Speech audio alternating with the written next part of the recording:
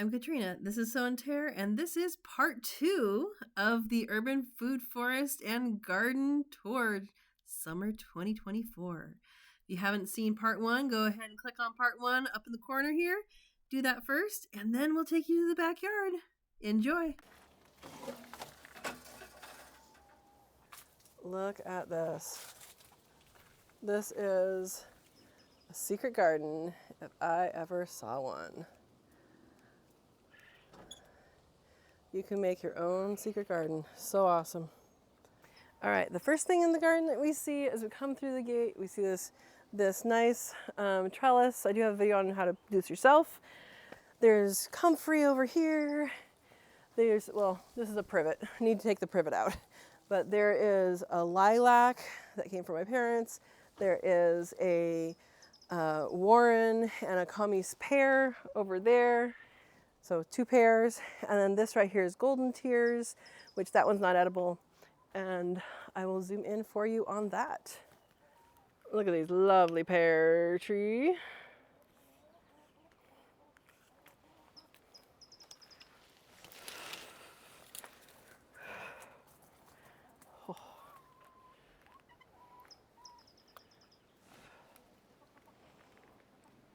And these, guys, look at how pretty these flowers are.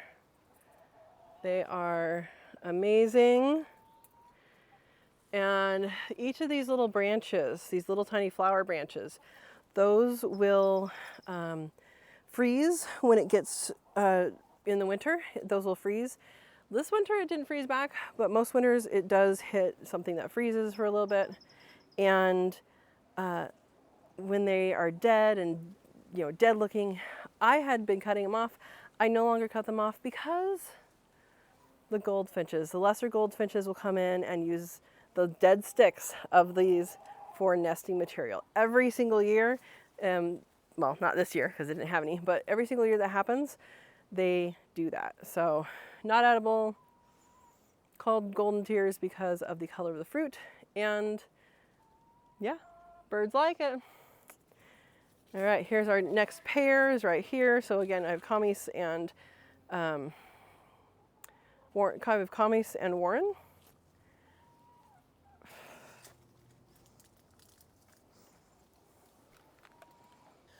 Over here is an apricot. We have Moore Park and then Blenheim.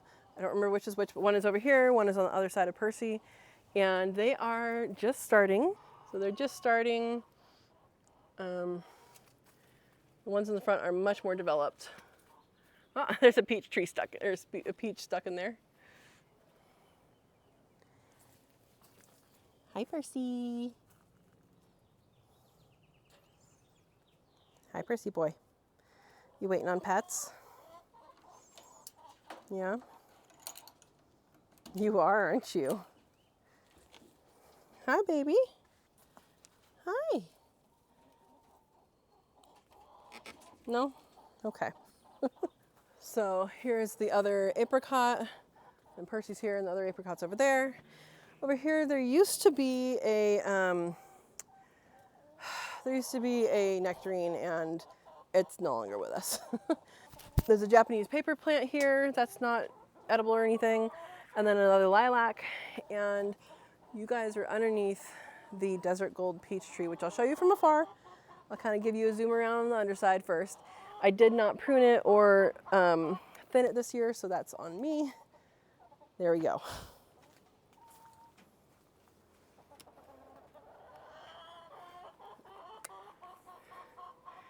So you can see this tree is super duper productive.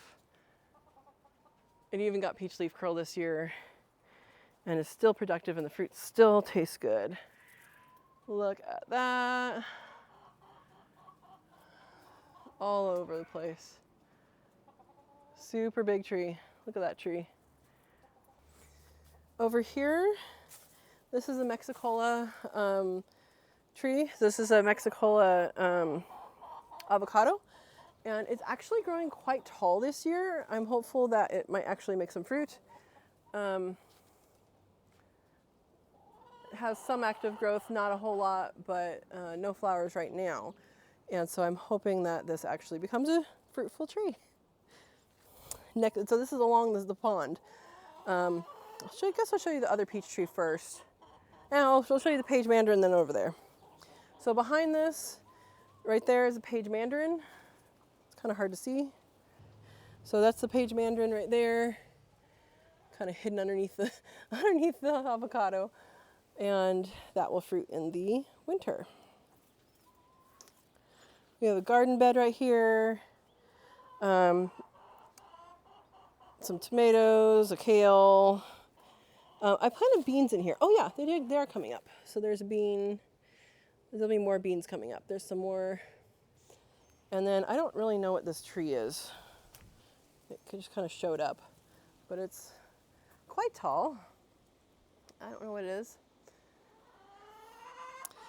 And then that big bushy thing over there is I'll just go around the pond. It looks like the girls want to say hi. Hi, girls. We'll say hi in a bit, okay? Okay. I know. I'm glad you're not broody anymore, babe. I know. We'll give you some peaches in a bit, okay? Good girls.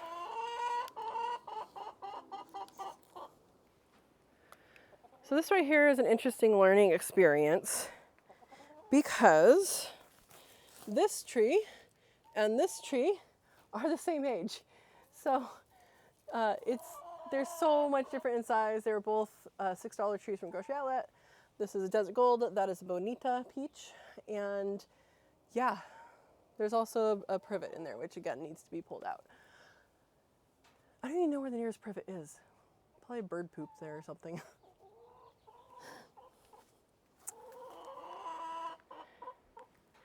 Okay, the third peach tree in the back is right next to these ladies.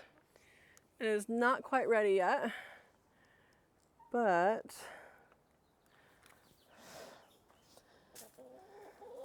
this was another tree that was $15.88. I'm making sure I don't step on peaches because a bunch of them are on the ground. I need to pick them up.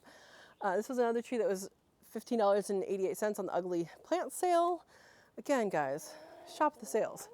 And this is a nectar peach. It was advertised and named as an easy pick nectar peach. And I think that just means that they split it down low, or they cut it down low and it has multiple branches down low.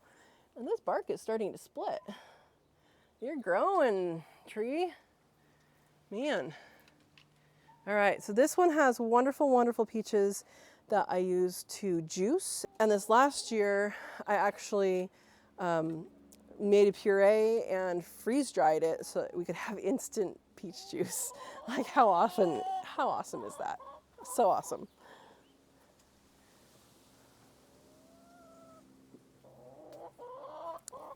Here's some peaches you can see kind of closer up there. You might notice next to these trees, we also have another peach tree here. This is a seedling. There's another one over there too that I forgot to show you, but that's a seedling peach over there. This is a seedling peach here. And I just noticed this, and I'm not sure what it is, but it kind of looks like a toyon. I have no idea what that is. Interesting. Anyway, there's a seedling here, there's a seedling there, and there's a seedling over there. These are ones that you could, take up and move. You could graft them. You could do whatever you want with them. So there we go. Let's take a trip around the pond and I'll show you what else is there. So I know I've said this so many times here for peach videos, but look at this desert gold. And this is getting warm again. Hopefully it'll stand a little longer. So this is desert gold, and underneath here is a pond. Maybe I'll take you guys in shade just because the camera's heating up.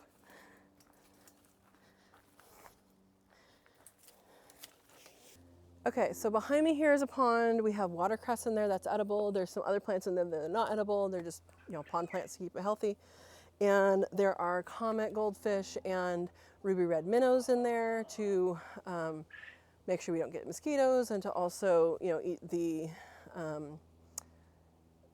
the algae in there. And I have a video on pond maintenance if you'd like to see that. So The grass is on the bottom here. I put there for frogs, so I did rescue some tadpoles one year, and so I had frogs in the backyard for a couple years. I think the neighborhood cats got them, so that's unfortunate, but yeah. Oh, and there's another walnut right next to the peach tree over here. Right here. So that's growing. That's been there for a couple years now. So that pond is maintained, it's an awesome feature. It brings in the insects, both good and bad, but all the insects, and it also attracts some of the birds. So let's go see the other side. But first, we're gonna turn you guys around so you can see this is a seedling that started from by itself. So it's pretty big. We could graft this or we could cut it down because it's kind of on the edge of this bed, and so I haven't made that decision yet.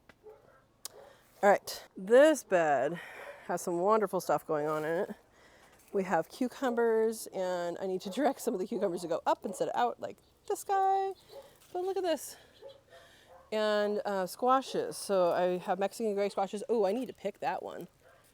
Guys, do you see that? Let me get it. Apparently, I missed this one. I was out here a couple days ago, but this one is really big. Look at that. Looks like somebody gnawed on it early on, but look at that. So good. These right here are beets, and they are actually in flower right now. And you can see they're taller than I can reach. They're already kind of leaning over. And this is a result of volunteering year after year after year and being such an awesome plant. I eat the greens. The greens will give you so much more food than the root. And I love my volunteers. So they're good. And look at this, guys. Look, a tomatillo volunteered in the wood chips and is doing great. It's gotten run over several times with the wheelbarrow and it's still doing good. Putting this camera over here so I can show you guys in a more wider view what's going on. This is the pond. This is where saffron's planted, and it's planted this way as well. And we have the desert gold peach. We have this grapevine that is volunteered. It just started growing. It grows all the way up now. We have 3 different kinds of dragon fruit. So this is a white one. I don't know what this one is. And then the red one at the other end. Ooh, nice breeze. And random beet in the middle of the pathway. Let that grow. And let's go over here.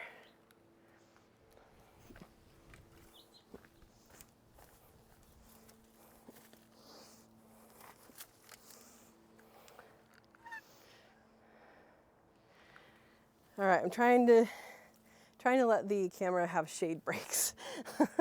So over here we have 4 different pots with grapes. This is a blueberry grape. I don't remember what all of them are. The grape over there is a little purple grape. It's like a wine grape kind of thing. I think that one's a wine grape, and I don't remember what this one is. We have comfrey at each of them. And then lemon verbena. Okay, this whole thing in the back is lemon verbena. Lemon verbena, guys, you can start that as a little plant, and lemon verbena smells exactly like a lemon head candy, so they're super good. So good. I use them as tea. Some people cook with them. You can do whatever you want. All right, guys, my camera has been overheating all day, so we're doing this in parts. All right, behind me here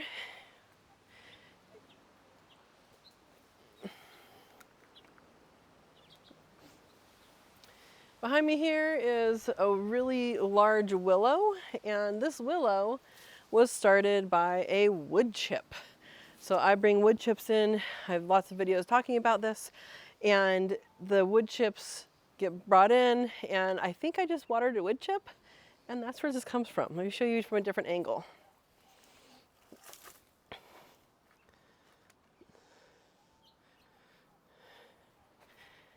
All right, so you can see just how big this is. And this is just, I think, 3 years old now. I think it's 3 years old. I think it's 2 years ago this showed up. So yeah, there you go. But then over here,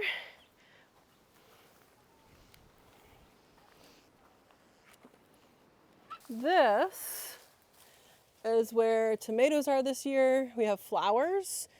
And then I haven't really planted anything back here, but there looks like there's some things coming up, so we'll see.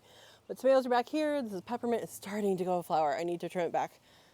And yeah, that's this bed. There's the tomatoes. Look at that. There's even some beets in here. So those would be nice to start eating on. All right, we have another archway here. The beets are gonna be held up on here once they flop over. And I did plant cantaloupe and honeydew here. However, these ones got eaten on this side. I think there might be one plant still alive over here. I was gonna try and direct it this way and hopefully that'll work. Little critter, maybe slugs, I don't know. Ate the other ones though, so that's a little disappointing because if you've not had cantaloupe and honeydew fresh from the yard, it is so awesome, you'll never go back. Here are a couple of my green stalks. This one is mostly peppers. This basil started by itself. It self-seeded last year, so this is its second year around because it was just a little tiny seedling going into winter, because last year on the top, on the other side of this, I had basil. I also had a parsley in here, and that parsley self-sowed itself into, it's down here, it's up here, it's actually in the ground as well. And let's see if there's any ripe strawberries. There's one here that's not quite ripe. Well, I ate all the ripe strawberries, so there's one almost ripe. It'll be ripe in a couple days. Anyway, so that is the green stalks. I love green stalks. There's always a discount code for the green stalks in my description, and they are so great. I need to be better about watering them every day. I need to do that. I'll show you looking back through this archway.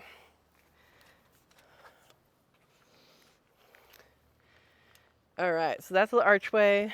These two bushes here are hot lip sage. I'll show you what that looks like up close. And there you go. There's the hot lips of the hot lip sage. That's what the one in the front will look like as well. You can see there's still some red ones on there, but it will turn. So it just has the hot lips when it's warm. Bumblebees and bees love this, and the hummingbirds love it too. So moving back here, there's a whole lot going on. We have citrus over here. I used to have some kiwi. They never really made it. I tried several times, and for some reason kiwi just didn't want to grow here. There's a couple things that didn't want to grow here. Kiwi, dill. As far as I can think of, those are the two that I've tried and tried again and just haven't been able to be successful with. So if you have tips for growing those two things in my 9B environment, let me know. And then over here we have figs and more figs and apple and some other things. So I will take you down that way and we will show you what's going on. So I believe you guys already saw a video. If you didn't see it, it's coming soon, on blackberries and harvesting blackberries, but these guys are ready for another harvest already.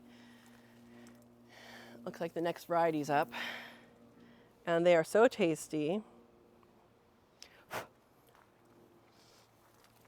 And growing blackberries is just an awesome, awesome thing. And this might be dinner. Okay. So I planted 4 thornless varieties. This one example is a huge one. And all the ones that have thorns are babies of the ones from thornless. So there you go. Underneath all this stuff, over here, we may have a mini Tangelo ripe. More blackberries. It is ripe. It's a funky one. It's a very funky mini Tangelo. Usually they are a little larger than this, but that is ripe. We'll have that for dinner. It's a little hard, so maybe it's not, I don't know, it came off the tree really well. It's a little out of season. That usually is during the winter or going into winter. but it has several different ages of fruits. Something I've seen with the citruses really since 2020 is they're a little confused on their fruiting times. And like the clementine that I have, which is over here. So this is Mineola, and back there is Owari Satsuma. And then right here is clementine. And then that one was Valencia. I ended up letting the rootstock grow because Valencia was always dry and never tasty. So I'm like, it wants to grow, I'll let it grow. So, that is back there. The mandarin would be ripe in December, and now it gets ripe, like in 2020 it ripened in March. So I'm like, maybe we needed extra vitamin C then, I don't know. And then since then it's ripened kind of March-ish, which is really weird. So yeah, there is a dewberry on this next thing over here, which is a large blackberry. There's also tons of morning glory that needs to be pulled out. I just haven't done it. And let's go to the next one.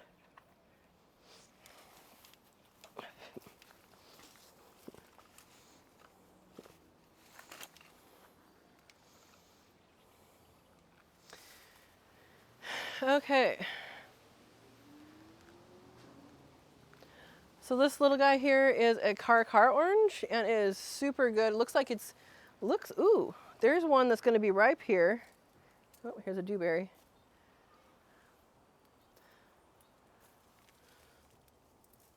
Guys, look at these berries. Super sweet, super sweet. So this is a Caracara, and it's really, really tasty. That one is a Travoya orange. We have improved Meyer lemon over here.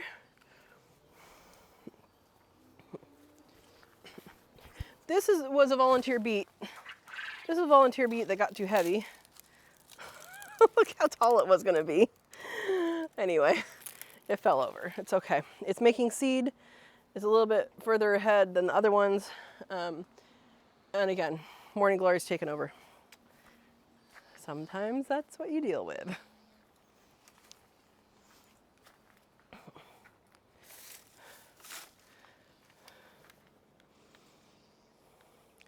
Last tree on the side is it's a dwarf citrus. Okay, dwarf citrus from Home Depot. I found a tag. This tree was here when I bought the house. This is one of the only trees that was here when I bought the house. And yeah, dwarf citrus.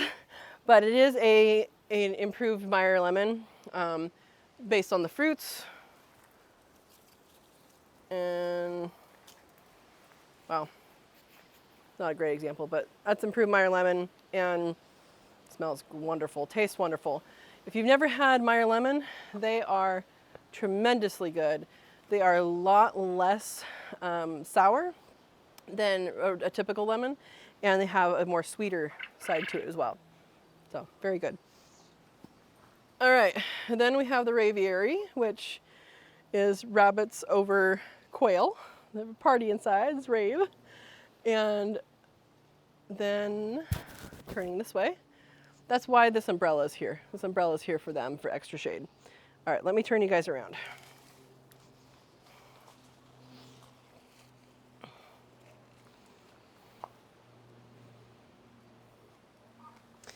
Okay, so over here behind me is a quince, and this is kind of the decorative quince. It is bright, showy, bright pink flowers, and I've never eaten any of those quince because it has so many squirrels that like it.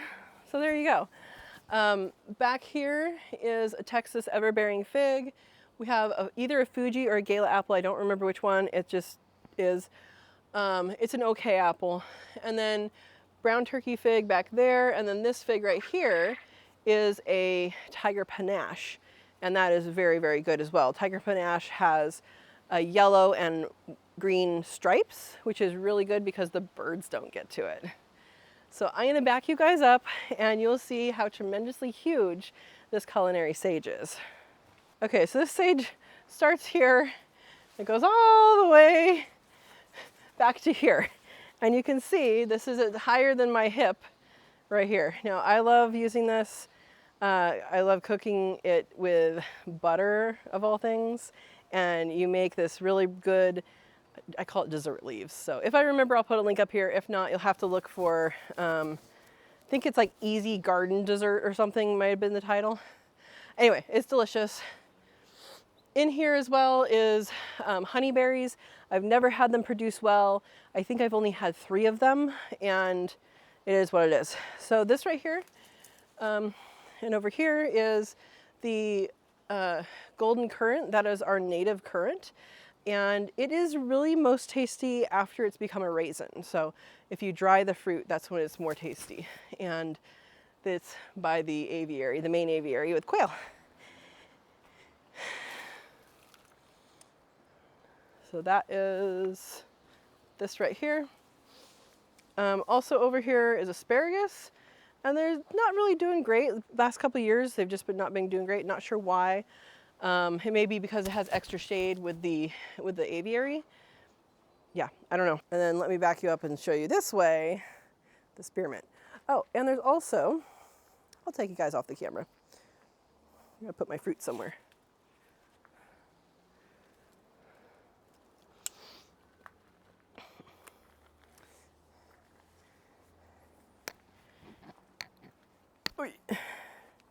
Okay, so up there is all the figs, and then this is the culinary sage, huge amount. And then this is a winter savory. You can see the flowers right there, which are also edible. A random palm tree, and yeah, asparagus. And I was going to pick that one right there. It's already started to fern though, so it's okay. Asparagus is usually something that shows up in like February, not June, so I'm not sure what's going on. All right, then we have spearmint. This is why you don't plant spearmint in the ground, and you don't plant spearmint next to a bed, because this is my strawberry bed. There's no more strawberries in there. There might actually be some, but I don't think there are. And then next to it, oh, look at the bumblebee.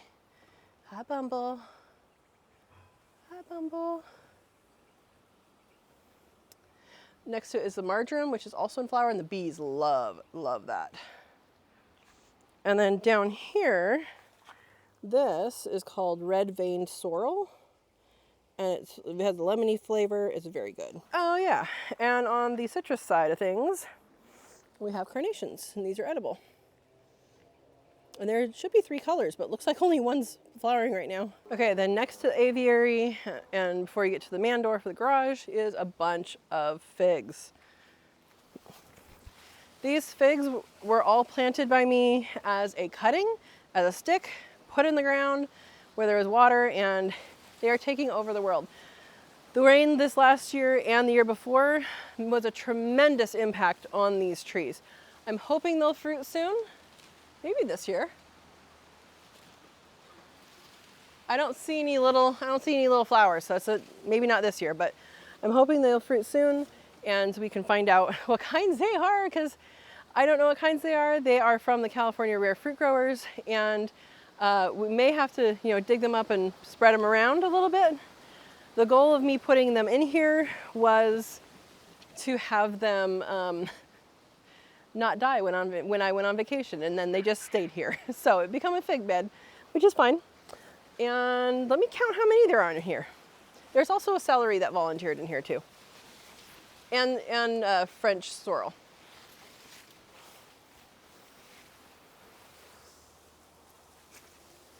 All right, 1,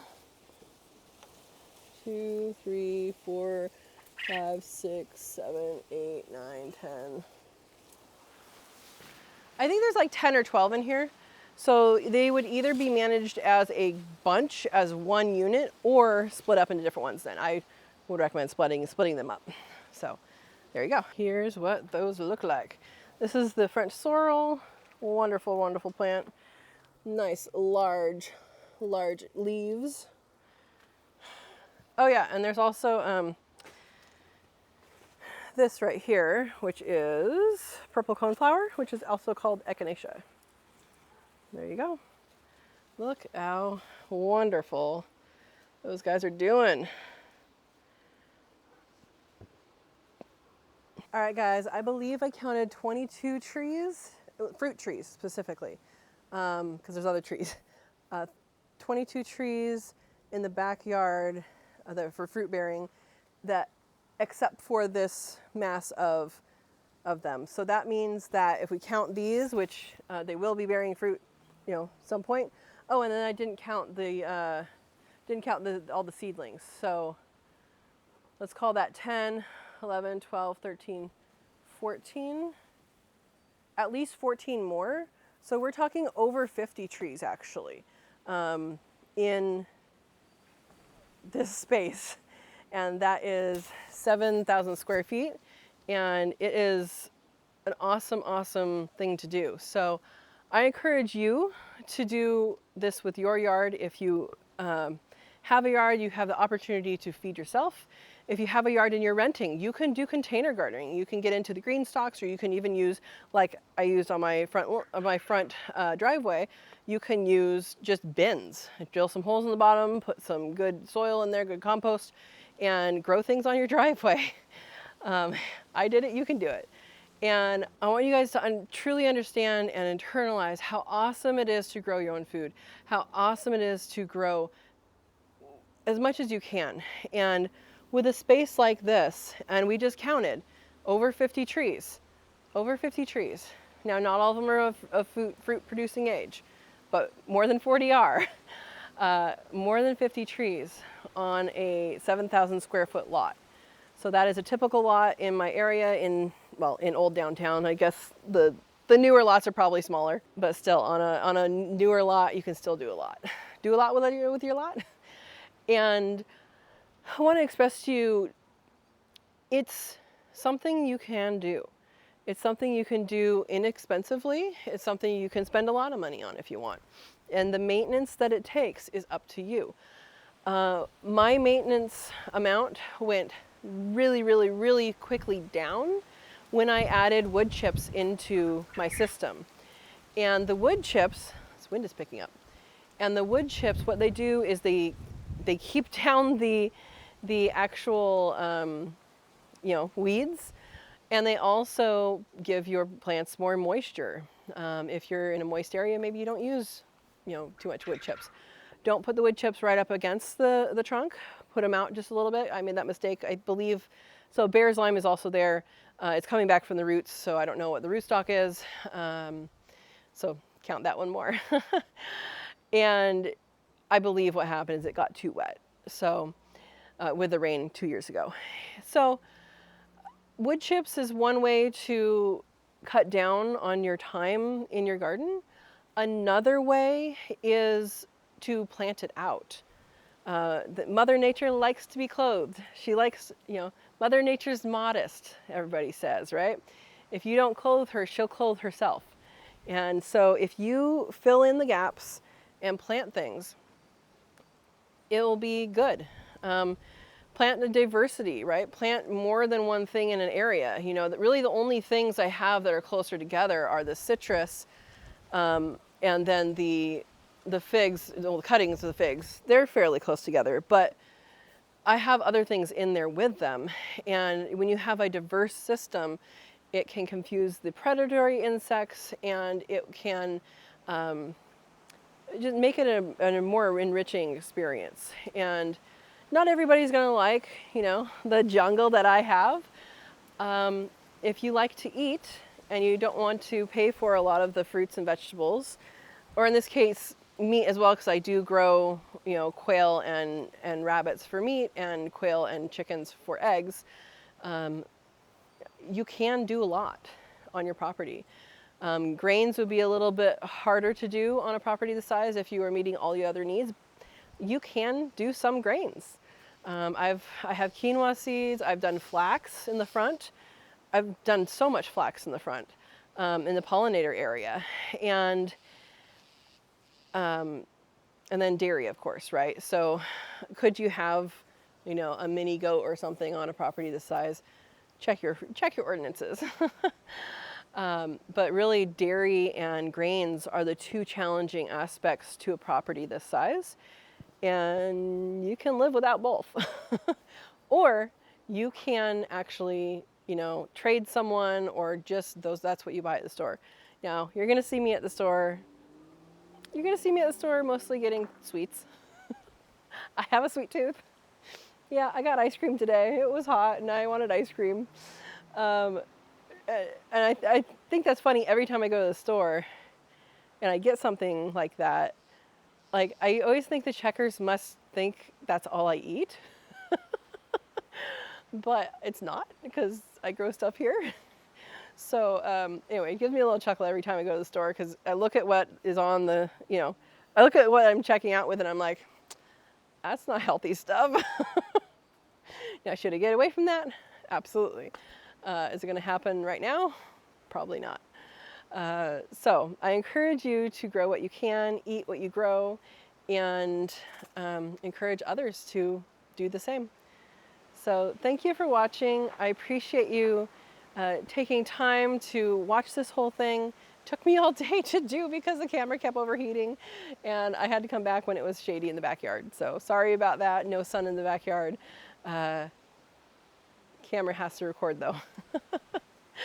So thank you for watching. I encourage you to talk about what you have done in your setting, be it urban or not. And if you have any questions about gardening, about, you know, I call this a food forest.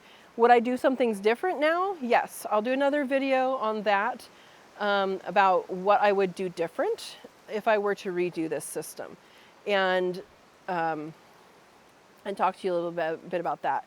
So, is what I did working? Yes, what I did is working. I'm happy with what I have created, and it's been great to me. So I hope this helps you, encourages you, because you can grow a lot of things on a small lot. So thank you for watching. If you enjoyed the video, please hit the thumb up. Share this around. Share this with people that are maybe in an urban setting or a small lot situation or even a rental situation. And say, you can grow food. Yes, you can. You can grow food. Share it along. And if you enjoyed the video, please subscribe if you have not subscribed already. And enjoy the day. Have a wonderful day.